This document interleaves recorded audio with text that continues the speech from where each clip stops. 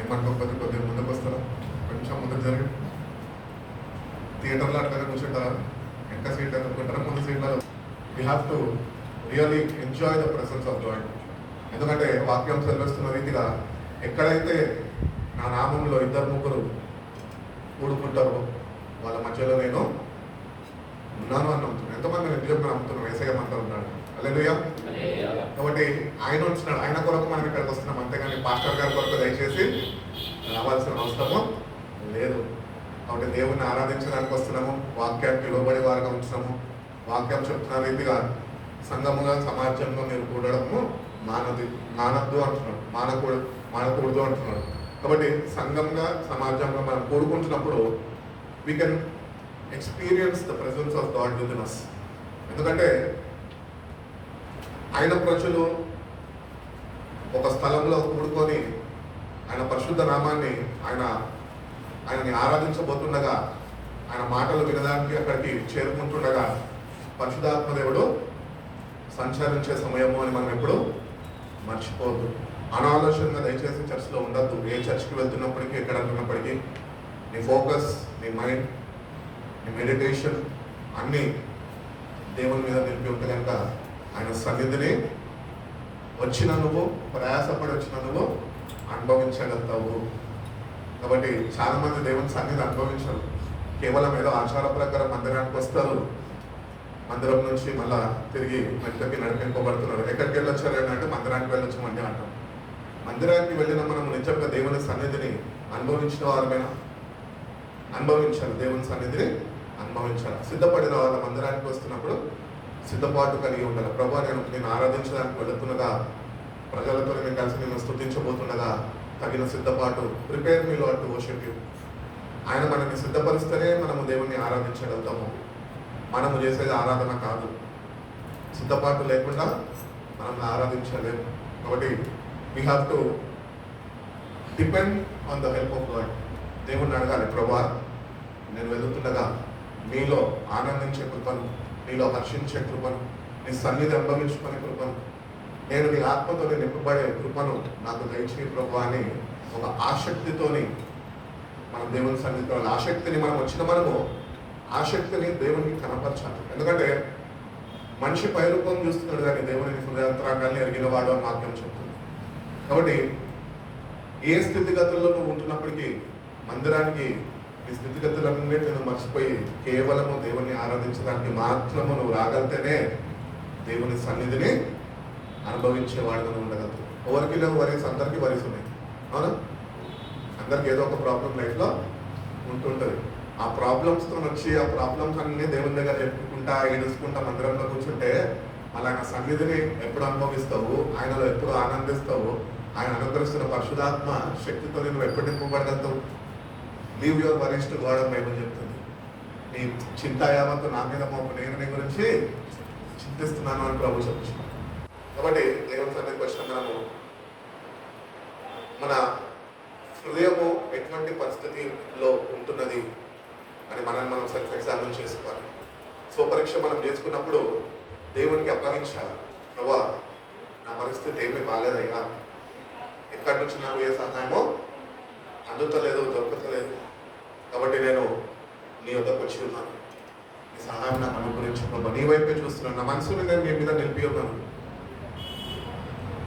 నాకుంటున్న ఈ భారాల నుంచి, నాకుంటున్న ఈ బాధల నుంచి నాకు విడుదల కలుగజేసి నాకు ఆ నెమ్మదిని, సంతోషాన్ని, నా భారమైన హృదయాన్ని నువ్వు తేలికపరచు ప్రభు అని మన జీవితాన్ని ప్రభువుకు అప్పగిస్తే కనుక వచ్చిన నువ్వు ఫలితము పొందుకుంటావు, తేలికపరచబడతావు, ఆత్మతోనే నెమ్మది కలుగుతుంది, వాక్యంతోనే తృప్తి కలుగుతుంది. అప్పుడు నువ్వు దేవుని సన్నిధిలో నిత్యంగా వెళ్ళిన నువ్వు ఆయనని అనుభవించేవాడు నువ్వు ఉండగలుగుతావు అని దేవుడు తెలియజేస్తున్నాడు. మనం చూసుకున్నట్లయితే కనుక యోహాను సువార్త 14వ అధ్యాయం ఒకసారి చూడండి.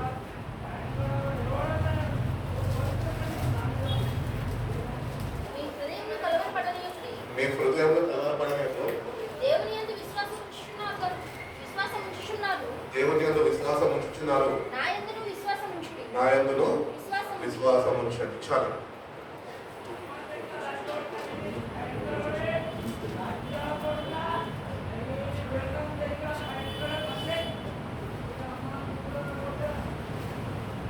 అందరికీ తెలిసిందే కదా.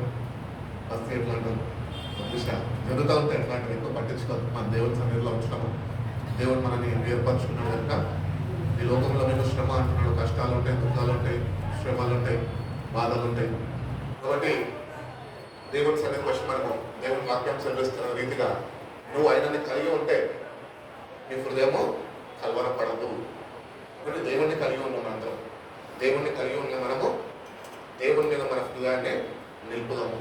కాబట్టి కలవరం అనేది ఎప్పుడు మనకి కలుగుతుంది అంటే మనం ఎప్పుడైతే దేవుని సహవాసంలో విడిచిపెడతామో అప్పుడు మనకు కలవరం కలుగుతుంది. ఎందుకంటే ఈ లోకము మనది కాదు. ఈ లోకం ఎవరిది? దుష్టులది లోకం. ఈ దుష్ట లోకంలో మనం ఉంచినప్పుడు ఎన్నో కలవరాలు రేగుతూ ఉంటాయి, మనిషిని భయపెడుతూ ఉంటాయి, మనిషిని కృంగదీసేస్తూ ఉంటాయి. ఇట్టి సమయాల్లో మనము ఒకటి గుర్తించాలి, ఏంటి అంటే దేవునితో సరైన సావాసంలో మనం ఉంటే ఆ కలవరం అనేది మన యొద్దకు దేవుడు రానియకుండా ఆయన సన్నిధిని మనతోనే ఆయన ఉంచుతా ఉంటున్నాడు. అందుకని అంటున్నాడు కలవరపడద్దు. దేనికి కలవరపడుతున్నావు ఈరోజు? కలవరపడదు అని దేవుడు కోరుకుంటున్నాం. కానీ మన జీవితాల్లో మనం ఒకసారి ఎగ్జామిన్ చేసుకుంటే కనుక ఏదో ఒక కలవరంతోనే మనము పీడింపబడుతున్నాము, నడిపింపబడుతున్నాము. అంటే ఆ కలవరంతో నువ్వు పీడింపబడుతున్నావు, నడిపింపబడుతున్నావు. దేనికి కారణం ఏంటి అంటే దేవుని యొక్క సావాసం నుంచి నువ్వు దూరమై ఉన్నావు అని నువ్వు గుర్తించాలి. కాబట్టి నీలో ఉంటున్న కలవరాన్ని నువ్వు తొలగించుకోవాలి అంటే కనుక మనం దేవునికి సమీపస్తులుగా జీవించేవారుగా మనం ఈ వాక్యం మీద కొన్ని మాటలు మనం జ్ఞాపకం చేసుకొని మనం త్వరగా ముగించుకుందాము. యోహాను సువార్త 14వ అధ్యాయం 1వ వాక్యంలో అంటున్నాడు, you have to have faith in God. మొట్టమొదటిగా దేవుని యందు విశ్వాసం ఉంచు, తర్వాత నా యందు అనగా యేసు ప్రభు యందు విశ్వాసము ఉంచాలి. యేసు ప్రభు యందు విశ్వాసం ఉంచాలని యోహాను సువార్త 1వ అధ్యాయంలో ఎందుకు మనకి తెలియపరుస్తున్నాడు అంటే ఫిబ్రవరి రాసిన పత్రిక 12వ అధ్యాయంలో అంటాడు, విశ్వాసానికి కర్త దాన్ని కొనసాగించే యేసు వైపు చూచుచు మనం నడుచుకోవాలి. కాబట్టి దేవుడు ఉన్నాడు అని మనం నమ్మాలి. నమ్మిన మనం ఆయన మన ప్రార్థన ఆలకిస్తాడు, ప్రార్థనకి ప్రతిఫలము దయచేస్తాడు అని మనము విశ్వసించాలి. అట్టి విశ్వాసంలో మనము ఎదుగుదల కలిగి జీవించాలి. వినుటి వల్ల విశ్వాసం వస్తుంది అని వాక్యం అందరికీ తెలుసు. కానీ ఎంత విశ్వాసం ఉన్నది మనకి ఈరోజు అని మనని మనం ఒకసారి సెల్ఫ్ ఎగ్జామినేషన్ చేసుకున్నప్పుడు మనము దేవునికి ఎంత దూరంగా ఉంచినాము, ఎందుకు కలవరము మన జీవితంలో తావు తీసుకుంది, ఎందుకు మనం కలవరపడుతున్నాం? దేనికి కలవరపడాలంటే ఒక క్రైస్తవుడు ఒకవేళ దేవుడితోని సరైన సావాసంలో నేను నిలిచి ఉండకపోతే దేవుడు అనుగ్రహించిన అమూల్యమైన రక్షణ నేను పోగొట్టుకుంటా అన్న విషయంలో కలవరము చెందాలి. అంతేగాని లోకంలో ఇది లేదు, అది లేదు, అది అయ్యింది, ఇది అయ్యింది అని కలవరం చెందడము కాదు. కాబట్టి అక్కడ తెలియజేస్తున్నాడు, మీరు దేవుని యందు విశ్వాసం ఉంచినట్లు నా యందు మీకు విశ్వాసము ఉంచండి అంటున్నాడు. కాబట్టి ఆయన విశ్వాసాన్ని కనుక దాన్ని కొనసాగించేవాడు ఆయన. కాబట్టి అటువంటి దేవుణ్ణి కలిగి ఉన్న మనము నేటికన్నా let us focus on the cross of Christ. యేసుక్రీస్తు ప్రభు నీ కొరకు నా కొరకు కల్వరి శిలువలో ప్రతి ఒక్క మానవుడి కొరకు ఆయన మరణించి ఉన్నాడు. ఆయనను కూడా ఈ లోకానికి వచ్చినప్పుడు ఆయనను హింసించారు, దూషించారు, భయంకరంగా హేళన చేశారు, ఆఖరికి తీసుకుపోయి శిలువకి అప్పగించేశారు, శిలువకి వేలాడ తీసేశారు. కాబట్టి యేసు ప్రభు వారి దగ్గరికి వచ్చిన మనము ఆయన నీ కొరకే మరణించాడని, నీ రక్షణ నిమిత్తమే, రక్షణార్థం నిమిత్తమే ఆయన ప్రాణాన్ని దారపోసి రక్తాన్ని చెందించాడని, నీ పాపాలన్నిటి నుంచి నీకు విడుదల కలుగజేసుకోవాలని అటు విశ్వాసమును ప్రదర్శించాలి. అందుకని అంటున్నాడు, మీరు దేవుని యందు నమ్మిక ఉంచినట్లు నా యందు కూడా మీరు నమ్మిక ఉంచండి అంటున్నాడు. రెండోది మనం చూసుకున్నట్లయితే కనుక పేతురు రాసిన మొదటి పత్రిక 5వ అధ్యాయం 7వ వాక్యం అందరికీ తెలిసిన సుపచిత్రమైన వాక్యమే. చూడండి కదా ఒకసారి. యేసుక్రీస్తు ద్వారా దేవునికి అనుకూలములకు ఆత్మ సంబంధమైన బలులను అర్పించుటకు పరిశుద్ధ యాజకులుగా ఉంటున్నట్లు. అమ్మా ఇక్కడ చదువుతున్నాం లేదమ్మా, పేతురు రాసిన మొదటి పత్రిక 5వ అధ్యాయం 7వ వాక్యం.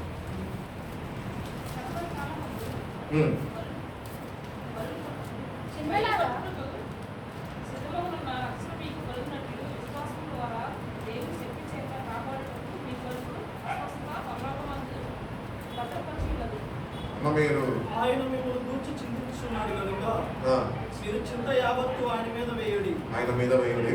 నిబ్బరమైన బుద్ధి గలవారి నిబ్బరము అయిన బుద్ధి కలిగిన వారై ఉండి నిలుపుగా ఉండి మెలకువగా ఉండి. ఉండు. ఇప్పుడు నేను 2 సార్లు రెఫరెన్స్ చెప్పిన, మీరేమో ఇష్టం వచ్చినట్టు ఎక్కడెక్కడ తప్పు చదువుతున్నారు. అంటే నన్ను వాక్యం చెప్పొద్దామని చెప్పమన్నా. చూడండి బ్రదర్ చదివాడు ఏమంటున్నాడు, ఒకసారి చదవమ్మా మళ్ళీ. ఆయన మిమ్మల్ని గురించి చింతించుచున్నాడు కనుక మీ చింత మీ యావత్తు చింత యావత్తు ఆయన మీద వేయుడి. ఆయన మీద వేయుడి. కాబట్టి you have to bring all your burdens to him. యేసు క్రీస్తు దగ్గరికి వస్తున్నాం మనము, ఆయనను ఆరాధించడానికి వస్తున్నాం. మన దేవుడు ఎవరండి? తండ్రి, కుమార, పరిశుద్ధాత్ముడు త్రియేక దేవుడై ఉన్నాడు. కాబట్టి కుమారుడు నీ కొరకు ప్రాణం పెట్టాడు. మేము ముగ్గురము అయి ఉన్నప్పటికీ కూడా మేము ఒకటే. కాబట్టి ఏసఐ దగ్గరికి వస్తున్నప్పుడు ఏసఐ మన దగ్గర నుంచి ఏం కోరుకుంటున్నాడంటే, నీ చింత యావత్తు నా మీద మోపం. ఎందుకంటే నేను నీ గురించి ఈ లోకంలో నీ తల్లిదండ్రులు, నీ స్నేహితులు, బంధుమిత్రులు, నీ రక్త సంబంధులు నీ గురించి చింతించేవారు ఈ లోకంలో లేకపోవచ్చు. కానీ మనకు ఒక విశ్వాసము, నిరీక్షణ ఏంటి అంటే, మనకంటూ ఒక దేవుడు ఉన్నాడు, ఆయన మన గురించి చింతిస్తున్నాడు. కాబట్టి ఆయన చింతిస్తుండగా ఆయన దగ్గరకు వచ్చినప్పుడు నీ బర్డన్స్, నీ భారాలు ఏవైతే ఉన్నాయో అవన్నీ నువ్వు ఆయన మీద మోపడం నేర్చుకోవాలి. సింపుల్గా దానికి నీకేం ఇవ్వాలి తెలుసా? దేవుని మీద నీ చింత యావత్తు మోపాలి అంటే నీకు మొట్టమొదటిగా కావాల్సింది విశ్వాసం. రెండోదిగా నీకు కావాల్సింది నిరీక్షణ. మూడోదిగా నీకు అనుగ్రహింపబడేది దేవుని యొక్క సహాయము. కాబట్టి క్యాస్ట్ ఆల్ యువర్ బర్డన్స్, కొద్దిగా. ఎందుకంటే మన దేవుడు మనకి పరలోకపు తండ్రి అయి ఉన్నాడు. పరలోకపు తండ్రి అయి ఉంటుండగా తన బిడ్డలు ఈ లోకంలో కొట్టుమిట్టాడుతుంటే, కష్టాల పాల్లో ఉంటుంటే ఆయన చూసి ఏమాత్రము సహించలేదు. సో ఆయన బిడ్డలుగా పిలబడుతున్న మనము ఆ విశ్వాసాన్ని ఆయన యుద్ధకు వచ్చినప్పుడు ప్రదర్శించాలి. ఇశ్రాయేలులో ఇంత గొప్ప విశ్వాసం నేను ఎక్కడ చూడలేదు అని చెప్తా ఉంటాడు. మరి అంతమంది ఉన్నారు, అంతమంది ఏసయ్యను వెంబడించారు, కానీ ఒకరికే సంపూర్ణమైన విశ్వాసం కలిగి జీవించారు. అట్టి రీతిగా మన జీవితాల్లో క్రీస్తు రక్తం చేత కడగబడి ప్రభు రాకడ సమయంలో ఉంటున్న మనము ఒకటి గుర్తించాలి. ఎట్టి విశ్వాసంతో నువ్వు నడిపింపబడుతున్నావు? నిజంగా దేవుని యొక్క నీకు విశ్వాసం ఉందా? నిజంగా దేవుడు కోరుకుంటున్న రీతిగా, వాక్యం సెలవిస్తున్న రీతిగా నీ చింత యావత్తు నువ్వు ఆయన మీద మోపగలుగుతున్నావా? ఎందుకంటే ఆయన నీ గురించి చింతిస్తున్నాడు అని నువ్వు నమ్మగలుగుతున్నావా, గుర్తించగలుగుతున్నావు? ఒకసారి వదిలేసి నీ భారాలన్నీ, నీ బాధలన్నీ ఒకసారి ప్రభు మీద వదిలే. ప్రభు మీద వదిలేస్తే ఏమైతుంది తెలుసా?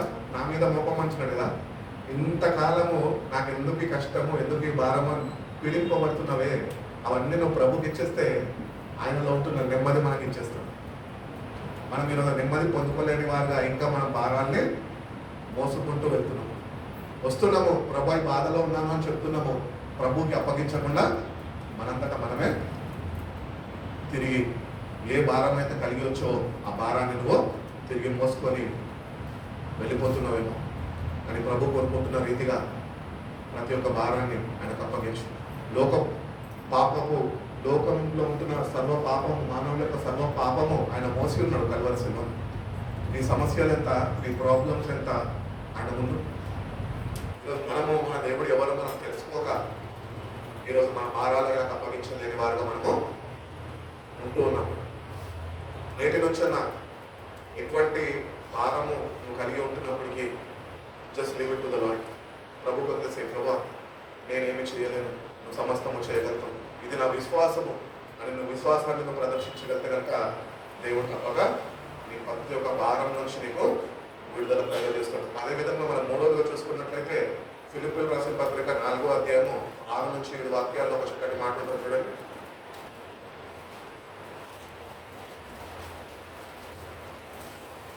ఫిలిప్పీయులకు రాసిన పత్రిక 4వ అధ్యాయము 6, 7 వాక్యాలు.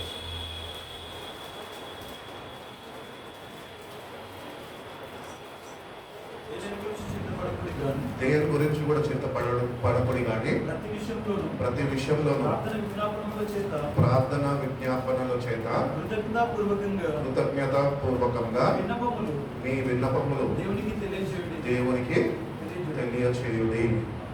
అప్పుడు సమస్త జ్ఞానంకు మించిన దేవుని సమాధానము మీ హృదయాలకు మీ హృదయంలోకును మీ తలంపులకు కావలి ఉండును. కాబట్టి ఇక్కడ తెలియజేస్తున్నాడు ఏంటంటే, do not be anxious about anything. అది నీకు ఎటువంటి సమస్య అన్నా కావచ్చు. Don't worry about your problems. అందుకనే భక్తులు అంటూ ఉంటారు, when fear knocks the door let faith answer. విశ్వాసము బదులుగా పలకాల. మనం భయపడద్దు. భయపడుతుంది వచ్చి లోకంలో నీకు కలవరం లేపుతుంది, భయాన్ని నీలో పుట్టిస్తుంది. కానీ నీలో విశ్వాసం ఉంటే నేను ఎవరేమీ చెయ్యలేదు. కాబట్టి దేవుడు అంటున్నాడు, మీరు దేని గురించి కూడా చింతించద్దు. Don't be anxious about anything, but in everything by prayer and petition. ఇక్కడ ప్రేయర్ కావాలా, పెటిషన్ కావాలా. పెటిషన్ ఎందుకు పెడతారు? కేసు ఫైల్ చేయడానికి పెడతారు. దాని ఒక పరిష్కారము దొరుకుతుంది అంటే కోర్టులో పెటిషన్ ఫైల్ చేస్తాం. పెటిషన్ ఫైల్ చేసినప్పుడు నేనవ్వచ్చు, మీరవ్వచ్చు. కోర్టుకి వెళ్ళినంత మాత్రాన పెటిషన్ ఇది తీసుకొని వెళ్ళి ఫైల్ చేసినంత మాత్రమా మీకు వెంటనే పరిష్కారం రాదు. ఆ కోర్టు కేసు ఏదైతే ఫైల్ అయిందో, పెటిషన్ ఏదైతే ఫైల్ అయిందో, అది కోర్టు వాళ్ళు న్యాయ ప్రకారము దానికి ఏమంటారు, దాని యొక్క పరిష్కారం ఏంటో వాళ్ళు నిర్ణయించి మనకి చెప్పాలి అంటే టైం పడుతుంది. ఇನ್ನು వెంటనే మనం వెళ్ళిపోగానే మనం విఐపీస్ కాదు, కోర్టులో వారు విఐపీస్ కనికిరారు, వారు కనికిరారు స్థానం ముందు.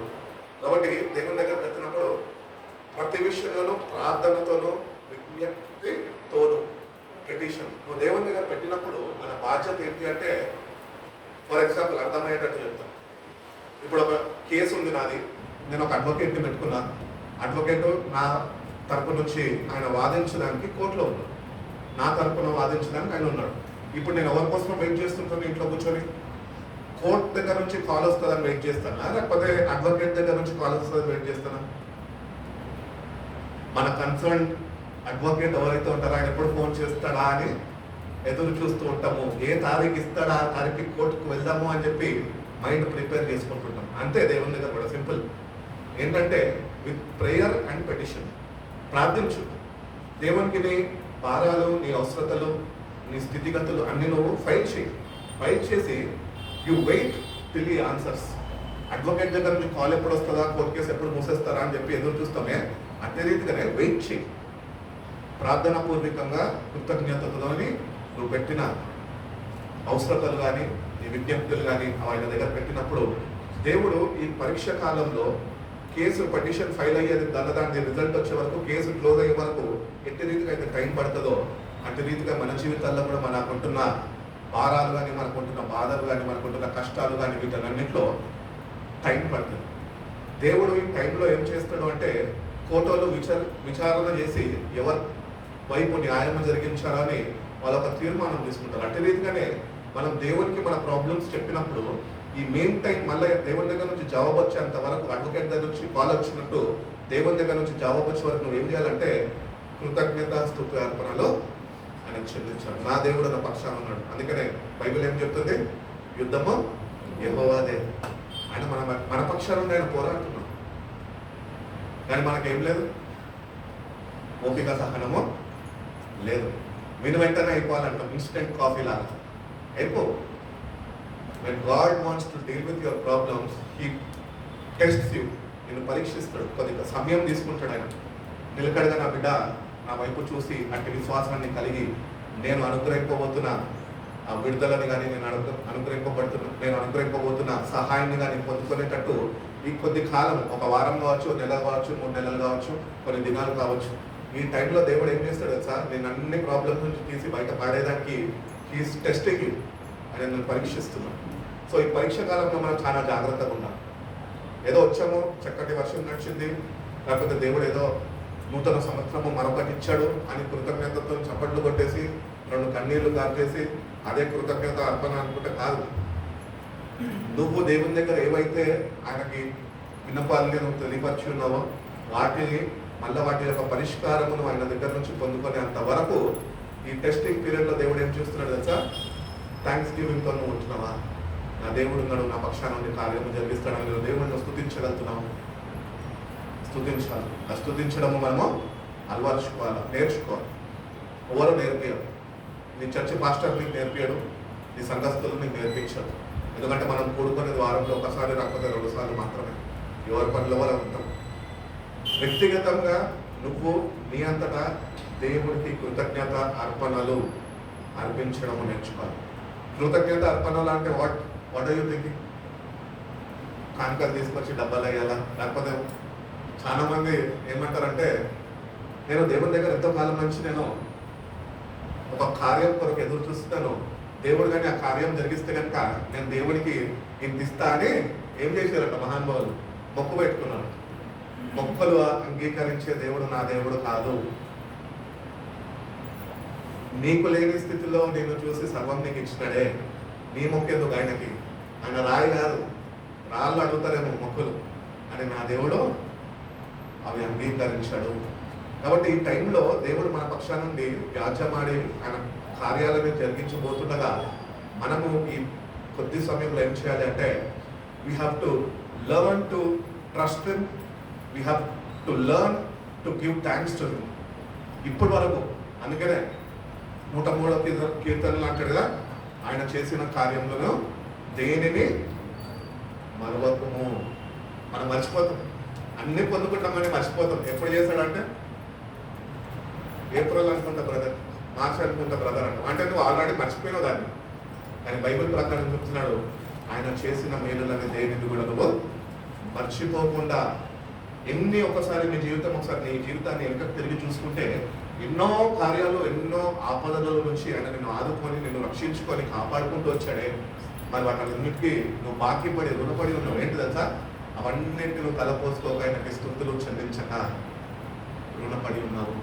ఎప్పుడైతే ఆ రుణం తీర్చబడుతుందో అప్పుడు దేవుని కార్యం మళ్ళీ నీ పక్షాన ఆయన జరిగించుకుంటాడు. అప్పు తీసుకుంటామండి, అప్పు కడితేనే కదా మరొకసారి వాళ్ళు ఇచ్చేదేకుంటుంది.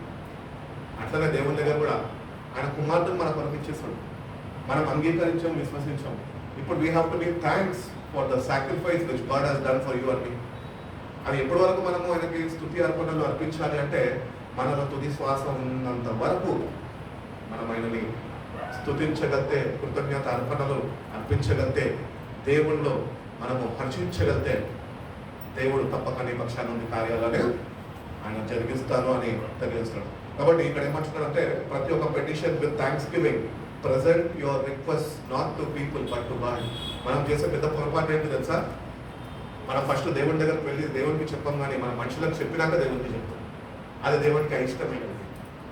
ఫస్ట్ దేవునికి చెప్పు, మనుషులకు చెప్పినా చెప్పకపోయినా పర్వాలేదు.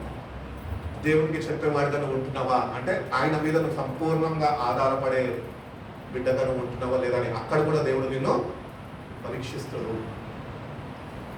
కాబట్టి దేవుడికి చెప్పు. ఏ సమస్య ఉన్నా కూడా మొట్టమొదటిగా దేవుడికి చెప్పు. తర్వాత నీ సంబంధులు ఉన్నారనుకో, నేను ఆదుకునే వాళ్ళు ఉన్నారు, నీ కుటుంబం ఉందనుకో, నీ తల్లిదండ్రులు ఉన్నారనుకో, వాళ్ళతో అవసరం అయితేనే వాళ్ళతో పంచుకో. అంతేగాని నీ ప్రాబ్లమ్స్ ఎవరితోనే పంచుకోవద్దు, దేవునితో పంచుకో. ఎందుకంటే ప్రాబ్లమ్స్ సాల్వ్ చేసేది అయినా మనుషులు కాదు.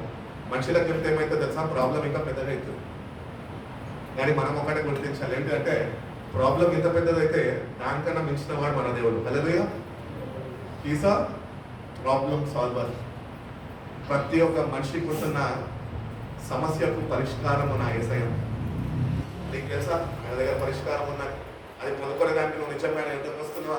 వచ్చిన నువ్వు సమస్యల మధ్యలో వచ్చిన నువ్వు, సమస్యలతో కొట్టుమిట్లాడుతున్న నువ్వు నిజంగా ఆ పరిష్కారం ఆయన ఇవ్వబోతుండగా దాన్ని పొందుకొని సిద్ధపాటు కలిగి నువ్వు వేచి ఉంటున్నావు. నేటి నుంచి మన జీవితాలను మనం సరి చూసుకొని let us give thanks to God. ఎందుకంటే ఎవరు చేయలేని ఆ గొప్ప త్యాగము మానవుల కొరకు, నీ కొరకు, నా కొరకు ఆయన చేసి ఉన్నాడు. తన ప్రియ కుమారుడునే మన కొరకు కల్వరి సిలువలో అప్పగించేసి ఆయన బలవంతంగా సిలువలే కానీ ఇష్టపూర్వకంగా తను తానే నిన్ను నన్ను ప్రేమించి తను తాను అప్పగించుకున్నాడు. అంత గొప్ప దేవుడు అండి మన దేవుడు. అసలు మనకి ఏమి ఆయన చేసినా, ఏమి మనల్ని చేయకపోయినా కూడా ఆయన చేసిన త్యాగాన్ని బట్టి మనం ప్రతినిత్యము కృతజ్ఞత అర్పణలు అర్పించేవారమై ఉన్నాం. నీ జీవిత కాలం అంతా కూడా నువ్వు అర్పించిన నువ్వు ఆయన రుణము తీర్చలేవు అని నువ్వు గుర్తించాలి. అంటే మనం ఎంతగా థ్యాంక్స్ గివింగ్ హార్ట్తో ఉండాలి. Be thankful to God. ఈరోజు మనకు ఒక ఇల్లు ఇచ్చాడు, ఆశ్రయం ఇచ్చాడు, వేసుకోనికి వస్త్రాలు ఇచ్చాడు, ఉండడానికి స్థలం ఇచ్చాడు, మందిరం ఇచ్చాడు, స్వేచ్ఛతో నేను ఆరాధించుకునే ఆ స్వేచ్ఛనిచ్చాడు. ఎంతోమందికి లేదు. But we're not still thankful. We're coming to the presence of God and God is looking in to our hearts. We're not thankful at all. అసలు కృతజ్ఞత లేని వారుగా ఉంటారు. అందుకనే బైబిల్ చెప్తుంది కదా, అంత్యదినంలో అపాయకరం కాలంలో వస్తాయి, మనుషులు బింకంలాడువారు, కృతజ్ఞత లేని వారు అని ఉంటుంది. అంటే ఎవరు కాదు, వాళ్ళు మనమే.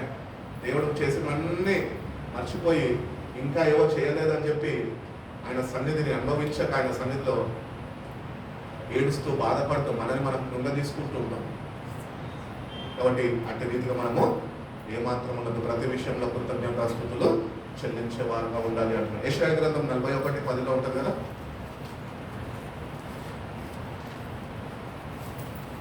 ఒక మాట చూడండి. 41:10 యెషయా గ్రంథం. కొంచెం గట్టించదు. భూదిగంతముల నుండి బోధిగంతముల నుండి పట్టుకొని నిన్ను పట్టుకొని దాని పొలం నుండి పిలుచుకున్న వాడా, ఆయన పొలం నుంచి పుచ్చుకున్నవాడా, నా దాసుడవనియు నీవు నా దాసుడు అనియో, నేను నిన్ను ఉపేక్షింపక నేను నిన్ను ఉపేక్షింపక ఏర్పరచుకుంటున్నానియు ఏర్పరచుకుంటున్నానియో, నేను నీతో చెప్పి ఉన్నాను, నేను నీతో చెప్పి ఉన్నాను, నీకు తోడై ఉన్నాను, నీకు నేను తోడై ఉన్నాను, భయపడకుము, భయపడకుము, నేను నీ దేవుడనై ఉన్నాను, నేను నీ దేవుడినై ఉన్నాను, దిగులు పడకుము, దిగులు పడకుము, నేను నిన్ను బలపరుతును, నేను నిన్ను బలపరుతును, నీకు సహాయం చేయవాడను నేనే, నీకు సహాయము చేయవాడును నేనే, నీతి అను నా దక్షిణ హస్తంతో నీతి అను నా దక్షిణ హస్తముతో నిన్ను ఆదుకొందును, నేను నిన్ను ఆదుకొందును. ఈ వాక్యం ఎందుకు ధ్యానించాలి అంటే కనుక, remember God's presence is always with you. ఆయన సన్నిధి మనతోని ప్రతినిత్యం ఉన్నది. ఎందుకంటే ఆయన మనం ఏర్పరచుకున్నవాడు, మనం విడిచిపెట్టే దేవుడు కాదు. మనమే ఆయన సన్నిధి కొరకు మనం ఎదుగుతుంటాం, కానీ ఆయన సన్నిధి ఎల్లప్పుడూ మనతో ఉన్నది అని వాక్యం చెప్తుంది. నిత్యంగా వాక్యాన్ని మనం విశ్వసించగలిగితే కనుక ఆయన సన్నిధిని నువ్వు అనుభవించగలవు. ఈరోజు విశ్వాసం నువ్వు ఎదగలేదు కాబట్టి ఆయన సన్నిధిని ఇంకా వెతికేవాడుగానే ఉంటున్నావు. మనం ఎక్కడుంటే అక్కడే దేవుని సన్నిధి అండి. మందిరం కాదు దేవుని సన్నిధి.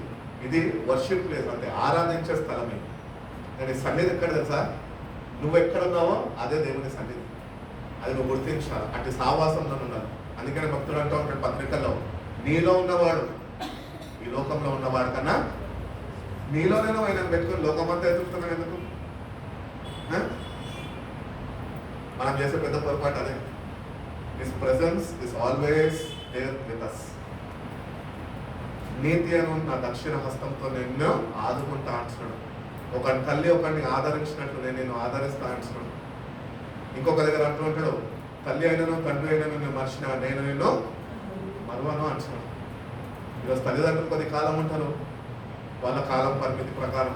దాని తర్వాత మనని విడిచిపెట్టి వెళ్ళిపోతారేమో, దూరం అయిపోతారేమో. కానీ దేవుడు చెప్తున్న మాట ఏంటంటే, గాడ్స్ ప్రామిస్ ఏంటంటే, he is always with us. His presence is always with us children. నువ్వే దేవుని కుమార్తెగా జీవిస్తున్నావా లేదా అని మనం గుర్తించాలి. నువ్వు నిజంగా దేవుని కుమార్తెగా జీవిస్తే, బిడ్డగా నువ్వు ఉంటే కనుక ఆయన సన్నిధిని ప్రతినిత్యములు అనుభవించేవాడు నువ్వు ఉండగలుగుతావు అని దేవుడు తెలియజేస్తాడు. కాబట్టి remember God's presence is always with you. మత్తయి సువార్త చదువుకుంటూ వస్తే, మత్తయి సువార్తలో 24వ అధ్యాయంలో యేసు ప్రభు యొక్క రాకడ సూచనలు కనిపిస్తుంటాయి మనకి. అక్కడ ఆ దినములలో ప్రజలంటారంట, రా ఇక్కడ ఉన్నాడు యేసయ్య, రా అక్కడ ఉన్నాడు యేసయ్య, రా ఇక్కడ కొండల దగ్గర ఉన్నాడు, రా ఇక్కడ ఉన్నాడు అని పిలుస్తారంట. అక్కడికి మీరు వెళ్ళొద్దు అని చెప్తుంది బయట. యేసయ్య ఎక్కడో లేడు, యేసయ్య మనలోనే ఉన్నాడు. అది మనం గుర్తించాలి. యేసయ్య ఎక్కడో లేడు, మనతోనే ఉన్నాడు. అందుకనే యోహాను సువార్త 14వ అధ్యాయంలో శిష్యులతో అంటూ ఉంటాడు, నేను వెళ్ళుట మంచిది, తండ్రిని వేడుకొని నా నామంలో మరొక ఆదరణకర్తని మీ వద్దకు నేను పంపిస్తాను. ప్రతినిత్యము మీతోనే సదాకాలం వరకు మీతో తోడుగా ఉంటుంది. మత్తయి సువార్త 28వ అధ్యాయం ఆఖరి వచనంలో కూడా అంటాడు కదా, ఏమంటాడు? భూదిగంతముల వరకు నేను నీకు తోడుగా ఉన్నాను. మనమే ఆయన విడిచిపెట్టి దూరం అయిపోతున్నాం, కానీ ఆయన మనల్ని ఎంతగా ప్రేమించాడంటే తన ప్రాణాన్ని దారిపోసేసాడు. తన రక్తాన్ని ఆఖరి బొట్టు వరకు నిన్ను కాపాడుకునే దానికి, ఆ రక్షణ నీకు అనుగ్రహించడానికి, ఆ నిత్య రాజ్యంలో నువ్వు చేరుతావేమో అని నిన్ను ఆయన వదిలిపెట్టక ఆదరణకర్త అయిన పరిశుద్ధాత్మగా మనతో ఈరోజైనా ఉంటున్నాడు. మన దేవుడు ఎవరు? Who is our God? దేవుడు ఆత్మ ఉన్నాడు. ఆత్మతోనూ సత్యముతోనూ ఆయనని ఆరాధించమని వాక్యం చదివిస్తాం. God is spirit, is not an image. చెక్కతోని చేసిన శిల్పిలో లేడు, బంగారంతో చేసిన బొమ్మలో లేడు, ఫోటో పెట్టుకుంటే ఫోటోలో లేడు. ఆయన ఆత్మస్వరూపి అయి ఉన్నాడు. ఆదికాండం 1వ అధ్యాయంలో చూసుకుంటున్నట్లయితే కనుక దేవుని ఆత్మ ఈ సృష్టి రూపం ఏమీ లేనప్పుడు నీళ్ళ మీద అల్లాడుచున్నది అని చెప్తుంది. అట్టి రీతిగానే ఈరోజు మనం దేవుని అంగీకరించాము, కానీ ఆయనము మనలో ఉంటున్నాడని, ఆయనలో మనం ఎదుగుతున్నామని, ఆయన మనం బలపరుస్తున్నాడని, ఆత్మని బలపరుస్తూ ఆయన వాక్యం చేత మనం పోషిస్తున్నాడని మనం మర్చిపోయినాం కనుకనే ఈరోజు దేవునితోనే సరైన సావాసం లేని వారిగా మనం కూర్చున్నాం. కాబట్టి నేటి నుంచి ఉన్న ఆయన ప్రెజెన్స్ మనతో ఎప్పుడు ఉన్నది అని మనము మర్చిపోద్దు. ఇంకొక మాట చూసుకొని, ఇంకా 2 మాటలు చూసుకొని ముగించుకుందాం. 5వదిగా మనం చూసుకున్నట్లయితే కనుక కీర్తన గ్రంథము 119వ అధ్యాయము 50వ వాక్యం. 119:50. నీ వాక్యము నన్ను బ్రతికించి ఉన్నది, నీ వాక్యము నా బాధలో నాకు నెమ్మది కలిగించుచున్నది. అమ్మ చదువు. అభ్యసించి అయినను నీ ధర్మశాస్త్రం నుంచి నేను తొలగకై ఉన్నాను. కాబట్టి 5వదిగా మనం ఏం చేయాలి అంటే, హృదయం కలవరపడద్దంటే focus on the promises of God. దేవుడు నీతోనే చేసిన ప్రతి ఒక్క వాగ్దానము ఆయన నీలో నెరవేరుస్తాడు. ఎప్పుడు తెలుసా? నువ్వు ఫోకస్, నీ దృష్టిని నీ మనసు మీద వాటి మీద నిలిపినప్పుడు.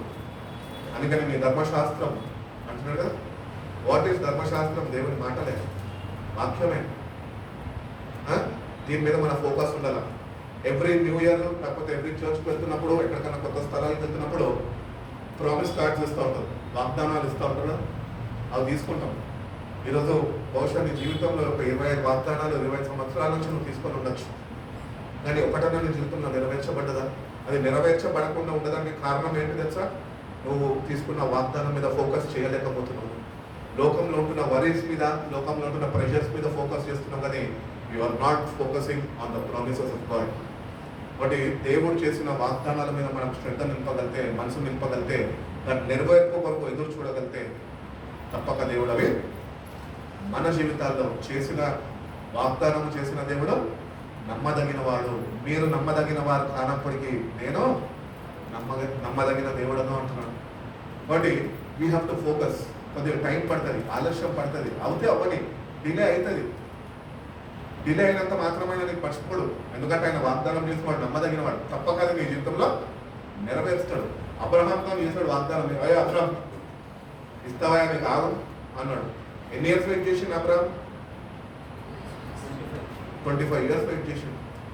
It is not a joke. 25 years అంటే మన సగం చదవంతా అయిపోతుంది. కాలేజ్ కూడా కంప్లీట్ చేసేస్తాం. ఆడపిల్లలకి అయితే పెళ్లి సంబంధాలకి కూడా స్టార్ట్ చేసేస్తాం. 25 years వెయిట్ చేసిందంటే, వృద్ధాపంలో 75 సంవత్సరాల్లో ఉండి 25 సంవత్సరాలు వెయిట్ చేసిందంటే ఎంత దేవుని మీద నమ్మకము, దేవుని వాగ్దానం చేసి మీద ఎంత ఫోకస్ చేస్తుంటాడు. ప్రతిదినము దేవునితో సహవాసంలో ఉంటూ దేవుడు వాగ్దానం చేసిన వాగ్దానాన్ని నెరవేరుస్తాడని విశ్వాసంగా ఆయన ఏమంటున్నాడు? విశ్వాసంలో ఆయన కదల్చబడలేదంట. స్థిరమైన విశ్వాసంతోనే దేవుని వైపు చూసాడు కనుకనే God tested Abraham for 25 years. So అట్టి రీతిగా దేవుడు నన్ను కూడా టెస్ట్ చేస్తాడు. మనం ఆయన కన్నా పెద్దవాళ్ళం కాదు, ఆయన కన్నా పవిత్రులం కాదు, ఆయన కన్నా దేవునికి స్నేహితులం కాదు. మనం దేవునికి ఏమని చూడటము విరోధులుగా ఉంటున్నప్పటికీ కూడా ఆయన నమ్మదగిన దేవుడుగా నేటి వరకు కూడా చేసిన వాగ్దానాలు మన జీవితాల్లో నెరవేర్చుకుంటూనే వస్తున్నాం. ఇంకా కొన్ని ప్రామిసెస్ నీ జీవితంలో నెరవేర్పులోకి రాలేదేమో. నువ్వు ఒకటి చేయి. ఈ రోజు నుంచి ఏం చేయాలంటే, ఏ ప్రామిసెస్ అయితే ఇంకా నువ్వు క్లెయిమ్ చేసుకోలేదో దేవుని దగ్గర నుంచి వాటి మీద ఫోకస్ చేయి. ప్రతిదినం ప్రార్థనలో మోకరించినప్పుడు, ప్రభా పలానా సంవత్సరము, పలానా నెల, పలానా సంఘానికి వెళ్ళినప్పుడు నాతో నీ వాగ్దానం చేసావయ్యా. సేవకుల ద్వారా నేను మందిరానికి వెళ్ళి వాక్యం వింటుండగా నాకు ఈ వాగ్దానం చేసావు, వాటిని నువ్వు నెరవేర్చవా అని నువ్వు దేవుని సన్నిధిలో కన్నీళ్లు కార్చి వాగ్దానం నెరవేర్పు కొరకు ఎదురు చూస్తే కనుక సేవకుడు నమ్మదగిన వాడు కాకపోవచ్చు, కానీ సేవకుడు నోట నుంచి వచ్చిన దేవుని మాట నమ్మదగినది. అది తప్పక నీ జీవితంలో ఆయన నెరవేరుస్తాడు. కాబట్టి keep focusing on the promises God. ఆ రోజున మనం చూసుకున్నట్టయితే యోహాను సువార్త 14వ అధ్యాయము 27వ వాక్యంలో ఒక మాట ఉంటుంది చూడండి.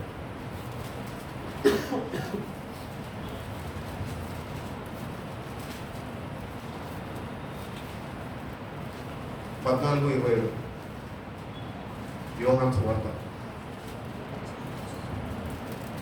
శాంతి మీకు అనుగ్రహించి వెలుచున్నాను. శాంతిని నేను మీకు అనుగ్రహించి వెలుచున్నాను. నా శాంతినే మీకు అనుగ్రహించు. నా శాంతినే నేను మీకు అనుగ్రహించుచున్నాను. లోకం ఇచ్చినట్టుగా నేను మీకు అనుగ్రహించడం లేదు. నేను మీకు అనుగ్రహించడం లేదు. హృదయంలో కలవరపడనీయకుడి. నీ హృదయంలో కలవరపడనీయకుడి. తెరవనీయకుడి. కాబట్టి దీనికి ముందు ఏం పాయింట్ మనం ధ్యానించుకున్నామంటే focus on the promises of God. Focus దేవుడు చేసిన వాగ్దానం మనం ఫోకస్ చేసినప్పుడు నెక్స్ట్ స్టెప్ ఏం చేయాలంటే you have to rest in the peace of God. దేవుడు అనుగ్రహిస్తున్న శాంతిలో మీకడగా నిలిచి ఉన్నాను. అందుకని అంటున్నాడు, నా శాంతిని నేను మీకు ఇస్తున్నాను. ఈ లోకం ఇచ్చే శాంతి కాదు, హృదయాన్ని కలవరపడేది. When you rest on the peace of God, తప్పక ప్రతి ఒక్క వాగ్దానం మన జీవితంలో నెరవేర్పులోకి వస్తుంది. ఈరోజు పీస్ లేదు, ఉందా? భార్యాభర్తలకి నెమ్మది లేదు, సంఘంలో నెమ్మది లేదు, తోటి సావాసంలో నెమ్మది లేదు. ఏదో ఒక కలవరంతో ఏదో ఒక పోరాటాలు జరుగుతూనే ఉంటున్నాయి. అందుకని భక్తులతో అంటూ ఉంటాడు, ఏమంటాడంటే మీరు పోరాడుచున్నది మనుషులతో కాదు. మనం ఈరోజు ఏం చేస్తున్నాము? దేవునితోనే పోరాడాల్సిన బిడ్డలు, ఆ వాగ్దానాలన్నీ పొందుకోవాల్సిన బిడ్డలు మనం దేవునితోని పోరాడక, యాకోబు వాళ్ళ దేవునితోని పెనుగులాడక, ఆ వాగ్దానాలు పొందుకోక జీవితం ఎందుకు ఇంత కష్టంగా మారిపోయింది అని నీ తోటి వారితో నువ్వు పోరాడుతున్నావు కనుకనే నీ జీవితంలో ఒక వాగ్దానం కూడా నెరవేర్చబడతలేదు. కాబట్టి దేవుడు అంటున్నాడు, నేను ఇచ్చి నా శాంతిలో నువ్వు నిలిచి ఉన్నదంతే. If you can take rest in my peace, అక్కడ ఏం జరుగుతుందంటే అక్కడ వండర్స్ జరుగుతాయి. చేసిన ప్రతి ఒక్క వాగ్దానము ఆయన అనుగ్రహించిన నెమ్మది ద్వారానే జరుగుతాయి. వాటి ఈ హృదయం కలవరపడని ఎన్నో భారాలు, ఎన్నో కష్టాలు మనిషి హృదయంలో నిండిపోయి ఉన్నాయి. వాటిని అన్నిటి నుంచి దేవుడు అంటున్నాడు, ఉంటే ఉండనే అవి, కానీ నేను చెప్పేది నా మాట మీరు ఏంటి తెలుసా? నా శాంతిని మీకు లోకం ఇచ్చే శాంతి కాదు. వాటి ఆ శాంతిలో నిలిచి ఉండదంటే కనుక చేసిన ప్రతి ఒక్క వాగ్దానము దేవుడి జీవితంలో నెరవేరుస్తాడు. కాబట్టి ఆ రోజుగా చెప్పిన కదా, రెస్ట్ ఇన్ గాడ్స్ పీస్. చాలా మందికి ఒకటి తెలుసు, రెస్ట్ ఇన్ పీస్ అంటే ఏంటి? సమాధి పెట్టి మీద రాస్తారు RIP అని, అంటే రెస్ట్ ఇన్ పీస్ అని. నువ్వు మనుషులతోనే సమాధానం లేకుండా పెట్టి మీద సమాధానంతో ఉన్నాను అని చెప్పి రాసుకుంటే నీకు నిజంగా సమాధానం ఉంటుంది? నీ ఆత్మకి శాంతి ఉంటుందా? లేదు, అది నరకాన్ని వెళ్ళిపోతుంది. ఇక్కడ ఉంటున్నప్పుడే దేవుని సమాధానం కలిగి ఉండాలి.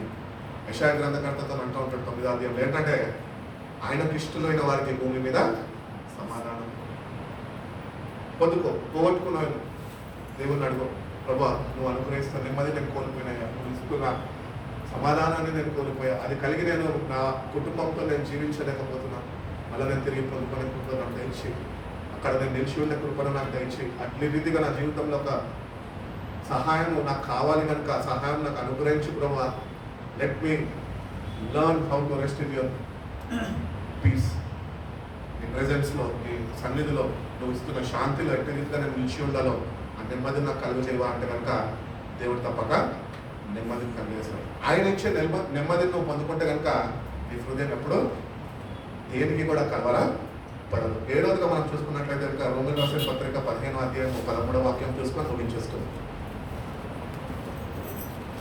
రోమన్ రాసిన పత్రిక 15వ అధ్యాయము 13వ వాక్యం. కాగా మీరు పరిశుద్ధాత్మ శక్తిని పొంది విస్తారముగా నిరీక్షణ గలవారు అవుటకు నిరీక్షణకర్త అయిన దేవుడు విశ్వాసము ద్వారా సమస్త ఆనందంతోనూ సమాధానంతోనూ మిమ్మల్ని నింపును గాక. Look forward with hope. నిరీక్షణ కావాలి. దేవుడు చెప్పాడు, ఆయన చేస్తాడు. దీనికి మెయిన్ టైంలో ఇంకొకటి ఏం కావాలంటే నిరీక్షణ కావాలి. You have to hope in God. చెప్పాడు, చేస్తాడు. ఆయన చేస్తాడని నమ్మకము వంటి విశ్వాసం ఉండాలి. ఆయన నెరవేరుస్తాడు, తప్పక చేస్తాడు. అక్కడ నిరీక్షణతో నువ్వు నిరీక్షణ ప్రదర్శించే వాడుగా ఉండగలిగితే కనుక దేవుడు తప్పక నీ ఆసక్తి కొద్ది నీకు అనుగ్రహింపబడిన నిరీక్షణ ఏదైతే నీకున్నదో ఆ నిరీక్షణను బట్టి ఆయన కార్యాలని ఆయన తెలియజేస్తాడు. అందుకని అంటున్నాడు, may the God of hope fill you with all love, joy, peace as you trust in him. ఆయన యందు నమ్మిక ఉంచాలా, so that you may be overflowed with hope by the power of the Holy Spirit. నిరీక్షణ ఒక విశ్వాసికి ఎప్పుడు కలుగుతుందంటే అది పరిశుద్ధాత్మ వాళ్ళు పనిచేసినప్పుడే నిరీక్షణ కలుగుతుంది. హల్లెలూయా. దేవుని యందు నిరీక్షణ ఉంచండి, దేవుడు కార్యం జరిగిస్తున్నా అంటే సరిపోదు. ఒక మనిషికి చెప్పినట్టే అది అంతగానే పరిశుద్ధాత్మ ద్వారా నిరీక్షణ నీకు అనుగ్రహింపబడుతుంది. పరిశుద్ధాత్మ దేవుడు నా జీవితంలో ఆయన జోక్యం చేసుకోవాలా, ఆ నిరీక్షణ మనకు అనుగ్రహించాలి. The same thing happened with Abraham. The Spirit of God was with him for 25 years. He waited with hope. పరిశుద్ధాత్మ దేవుడు అబ్రహాము నీలాంటి నాలాంటి మనిషే, కానీ 25 సంవత్సరాలు నిరీక్షణతో ఎదురు చూస్తాడు అంటే అక్కడ దేవుని ఆత్మకార్యము 25 సంవత్సరాలు ఆయన జీవితంలో జరిగింది. సో ఈరోజు నిరీక్షణ అనేది చాలా important. We should put our hope in God.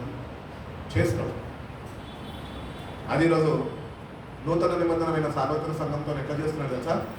పరిశుద్ధ ఆత్మ ద్వారా చేస్తున్నాడు. అబ్రహాం ఎట్లా చేస్తాడు తెలుసా? దేవుడు స్వయాన తన ఆత్మతోనే జరిగించాడు. ఈరోజు యేసు ప్రభు ద్వారా అనుగ్రహింపబడిన పరిశుద్ధాత్మ ద్వారా మనకి నిరీక్షణ కలుగుతున్నది. అందుకని బైబిల్ చెప్తున్నది, నీకుంటున్న నిరీక్షణ ఎప్పుడు సిగ్గుపడనియదు. నువ్వు ఎవరిని నిరీక్షించున్నావు తెలుసా? సృష్టికర్త అయిన దేవుని యందు, తన పంపిన ప్రియ కుమారుని యందు, తిరిగి రాబోతున్న రారాజీలకు నువ్వు నిరీక్షణ కలిగి ఉన్నావు. With blessed hope you should wait for the return of our Lord. మన ప్రభు అతి త్వరలో తిరిగి రాబోతున్నాడు. ఈ లోకం శాశ్వతం కాదు, లోకంలో ఉంటున్నావు శాశ్వతం కాదు. పేరు ప్రఖ్యాతలు దేనికి పనికిరావు, నీ ఆస్తి అంతస్తులు ఏమి పనికిరావు. ఆయన ప్రకటన గ్రంథంలో అంటూ ఉంటాడు 7వ అధ్యాయంలో అనుకుంటా, ఇదిగో నేను త్వరగా వచ్చుచున్నాను, చెప్పిన వాడు ఆలస్యం చేయడం కొన్ని మాటలు కనిపిస్తుంటాయి అక్కడ. కాబట్టి ఈ మాటలన్నింటినీ మనము తలపోసుకుంటూ జ్ఞాపకం చేసుకుంటూ ఆ నిరీక్షణలో మనము ఎదుగుదల పొందుకోవాలి. అంటే పరిశుద్ధాత్మ దేవునికి మనము మన వ్యక్తిగత జీవితంలో తావును అనుగ్రహించాలి. పరిశుద్ధాత్మని క్లియర్గా అడగాలి. ఏమని అడగాలి తెలుసా? హోలీ స్పిరిట్ గాడ్ నాలో పనిచేయి, ఐఎమ్ ఇన్వైటింగ్ యూ, నాలో వచ్చి నువ్వు కార్యాలు జరిగించు. దేవుడు కార్యాలను ఎట్లా జరిగిస్తాడు తెలుసా? ఆయన ఆత్మని నీలో పంపి నీ ద్వారా ఆయన కార్యాలను జరిగించుకుంటాడు. దేవుని రాజ్యం ఈరోజు ఎట్లా విస్తరింపబడుతుంది తెలుసా? దేవుని ఆత్మతోని నీలాంటి నాలాంటి సామాన్యమైన మనుషులను ఆయన ఏర్పరచుకొని తన ఆత్మతోని వాళ్ళు ఆయనకు అనుకూలంగా ఉన్నారు కనుక వాళ్ళలో ఆత్మని ఉంచి ఆయన రాజ్య విస్తరణ దాన్ని ముందుకి కొనసాగింపబడుతుంది. అందుకని అంటున్నాను, ఎగ్జాంపుల్ చెప్పేసి దాన్ని ముగించేస్తాను. విద్యలేని బామ్మలు ఎవరు? పేతురు, యోహాను శిష్యులు. ఎవరు వాళ్ళు? జాలర్లు, చేపలు పట్టుకునేవారు. ఏ గుర్తింపు ఏమీ లేదు వాళ్ళకి లోకంలో.